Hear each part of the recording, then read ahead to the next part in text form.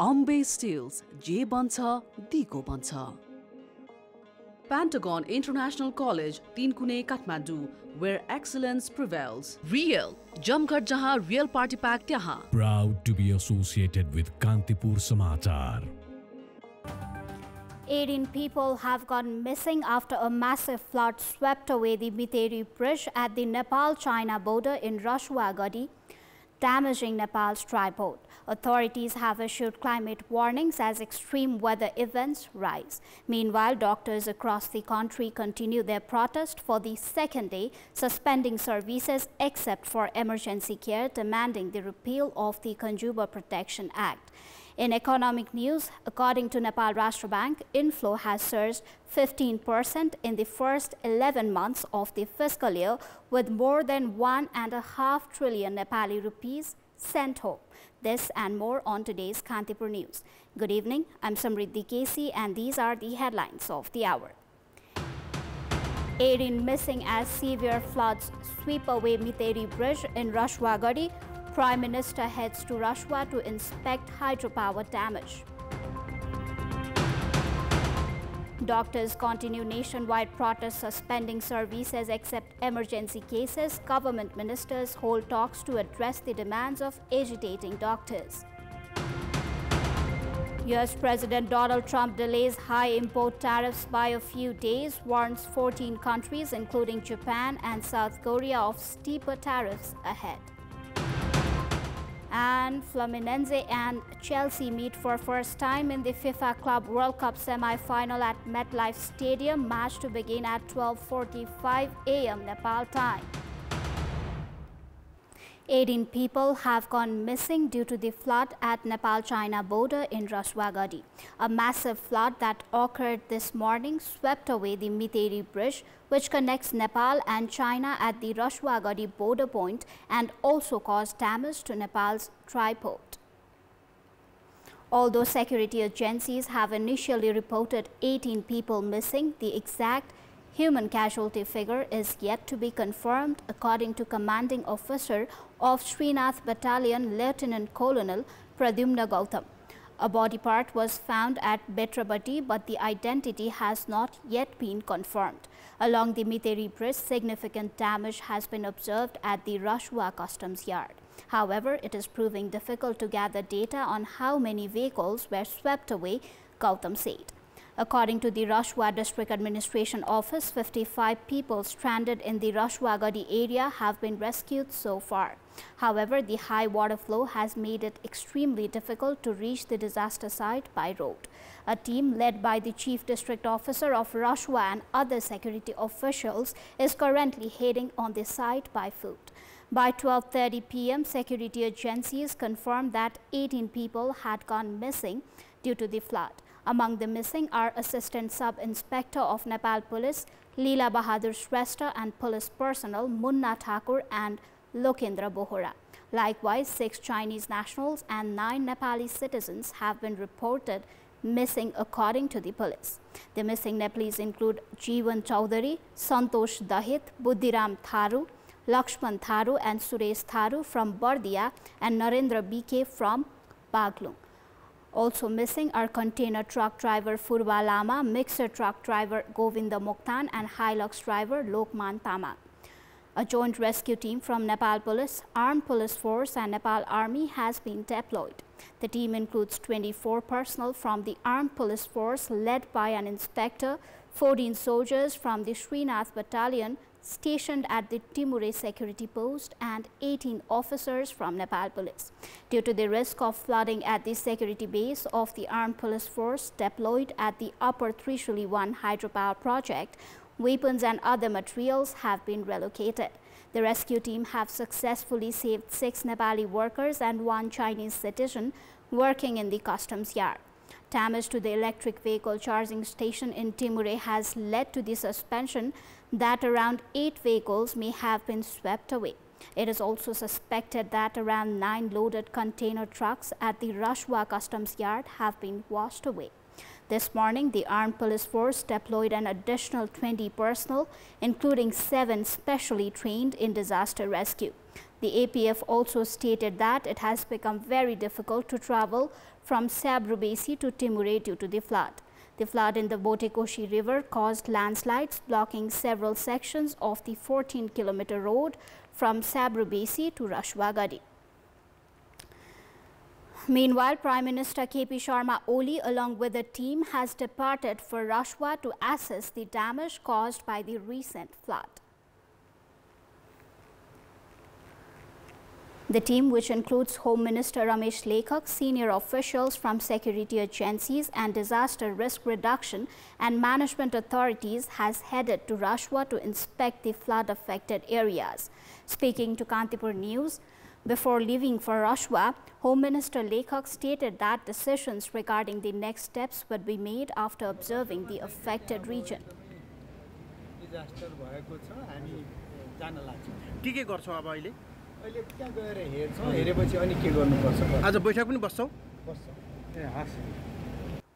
After Prime Minister Oli and the team returns from the affected area, a meeting of the National Council for Disaster Risk Reduction and Management will be held to make decisions regarding relief and rescue operations. In a preliminary discussion held at the Ministry of Foreign Affairs today, it was addressed that the disaster was triggered not so much by rainfall but by the outburst of a glacier lake. And permanent flood shelters have been constructed in various locations across Banke's flood-prone areas to protect residents from the recurring threat of inundation by the Rapti River, which surrounds the region on 3 sides. Settlements such as Chitaipurva, Ramnagar Paja and Chauferi have experienced flood waters rising up to 2 meters in recent years, placing lives and property at significant risk. To safeguard the affected population, elevated and secured sites were selected for construction and reinforced shelters. Each facility is designed to accommodate up to 1,000 individuals during emergencies. The monsoon season has set in and heavy clouds continue to gather over Chitaipurva in Bake. With the Rapti River rising, concerns are mounting among residents. Among the most vulnerable is 80-year-old Bhandar Yadav, who fears he may be unable to protect his family and livestock if severe flooding reaches the settlement.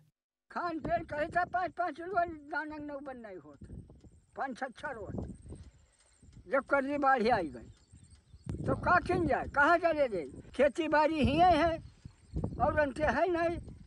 Kadilal Verma, a local farmer and lifelong resident of the area, was seen grazing his cattle near the village. A childhood friend and neighbor of Yadav, Verma, recalls that their village has faced recurring floods for decades. Evacuating children, the elderly and people with disabilities during such emergencies remains extremely difficult. Access to shelter, clean water and food becomes scarce. लड़के बच्चे हो चले जाते हैं आएगा कि तो वही में जाते हैं भवनों में बैठ जाते हैं कोई हटिया सटिया बनाया है लड़िया सड़िया में वहाँ बैठ जाते हैं क्या कहीं जाए तब बाल टूट जाता है तब खाना दाना कुछ इंतजाम होता है. Such hardships repeat with each passing monsoon. Meena Maurya, who experienced a major flood 3 years ago, says she found no safe place to take shelter without access to food, water or a place to sleep.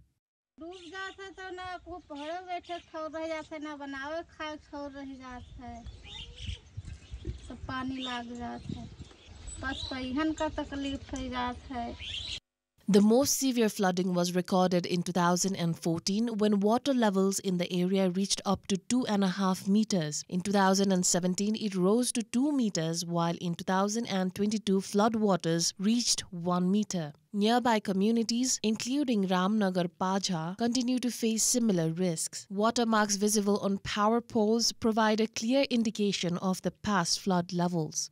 हम लोगों को गल्ला सल्ला सब भेजी जानते हो बाल बच्चा ले पुनः शिक्षा ले दर उनको छोरा छोरी ले सब जाता पानी में रोग बनी उनको दाना साना नहीं करते हो अब यो भया बच्चे हम लोग पढ़ना बिछौना राशन अनि हामीहरू सुरक्षित में बच्चों घर वर नहीं रहा ओके पहले में यहाँ बच जाए के बाढ़ आएगा गल्ला पाँच सब बही गवा भैंस पड़ गया सब बही गवा तो बड़े बड़े जानवर मैंने लौट आए और छोटे गाय और भेड़ी छुड़ी सब चला गया। In an effort to reduce the impact of flooding, the Dudua rural municipality has invested in the construction of permanent shelters. These reinforced concrete structures are designed to accommodate between 500 and 1,000 individuals during emergencies. बाढी आएको बेलामा उहाँहरु गएर आफ्नो सेल्टरमा बस्नुहुन्छ। उहाँहरुको खानाको लागि हामीले गाउँपालिकाबाट त्यहाँ ढुङ्गामा अथवा कुनै अरु साधनमा हामीले उहाँहरुलाई खाना उपलब्ध गराउँछौं। Out of the 43,000 residents in Dudua, more than half live in flood-prone areas. The shelters serve as a temporary refuge for those displaced during high water levels, providing a place to stay until floodwaters recede and residents can return home. However, the shelters do not address the long-term challenges posed by recurring floods. A report by J. Pandey for Kantipur News. Under the call of the Nepal Medical Association, doctors across the country continued their protest for the second consecutive day. Demanding the annulment of Consumer Protection Act, doctors have suspended all services except emergency care in hospitals nationwide. Following the disruption of services, a discussion was held among Minister of Health Pradeep Paudel, Minister for Law Ajay Chaurasia and Minister for Industry Damodar Bhandari. The meeting focused on addressing the demands raised by the protesting doctors. An informal dialogue was also held in the afternoon with representatives of the medical community. According to the Nepal Medical Association, formal talks between the government and the agitating doctors have been postponed to the evening. The ongoing protest was triggered after the Consumer Court ordered 3 hospitals and their doctors to pay millions in compensation for alleged negligence in treatment. The association has announced that the protest will continue until amendments are made to the Consumer Protection Act. With the suspension of the services, hospitals and healthcare institutions across the country have been severely affected, leaving thousands of patients without access to treatment.